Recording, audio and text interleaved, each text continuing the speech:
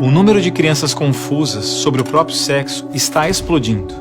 E você, quer que o seu filho faça parte dessa estatística? Acredito que não, pois a ideologia de gênero desconstrói a identidade humana por onde ela passa. Você sabia que na Inglaterra, nos últimos 5 anos, subiu 1000% o número de crianças que se submetem a tratamento transgênero? E na Escócia, mais de 500% apenas nos últimos 4 anos? Isso não é por acaso. O número de crianças confusas a respeito do próprio sexo está explodindo nos países que promovem a ideologia de gênero em suas escolas. E por que isso? Simples. A ideologia de gênero afirma que ninguém nasce homem ou mulher, mas que cada um deve construir sua própria identidade. E se é assim, todas as crianças devem experimentar todas as formas de sexualidade possíveis até encontrarem um gênero para si mesmas. Como isso se daria? Através de materiais didáticos e uma nova pedagogia voltada para a desconstrução sexual.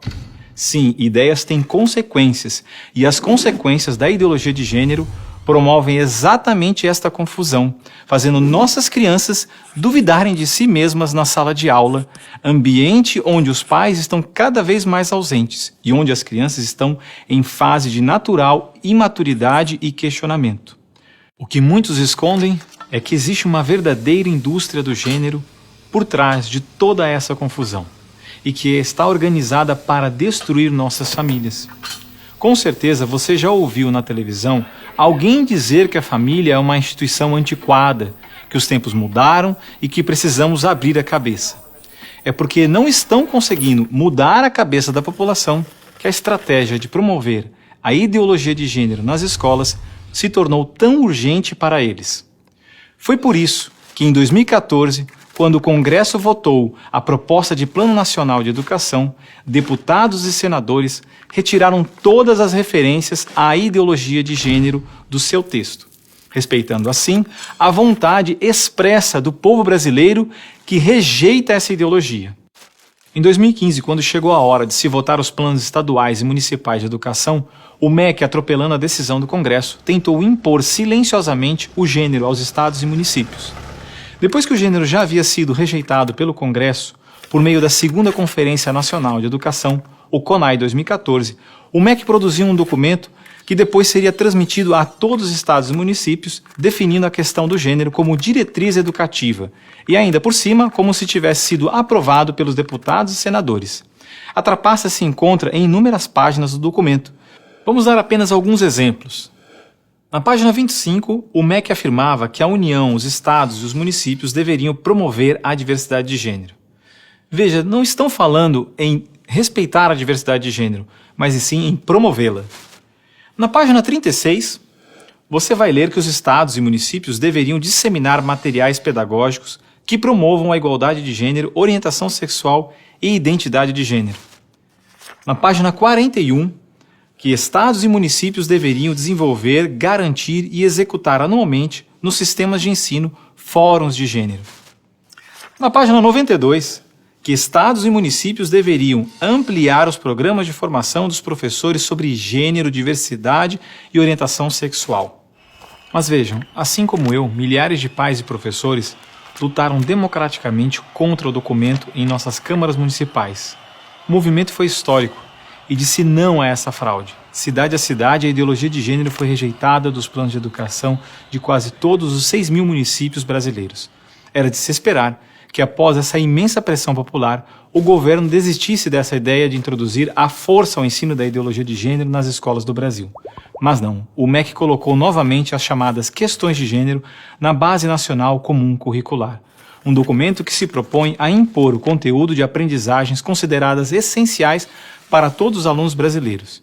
Se for aprovada, a base deverá ser implementada por todas as escolas do Brasil, não só na rede pública, mas também na rede privada. Na prática, o documento propõe os seguintes absurdos nas nossas escolas.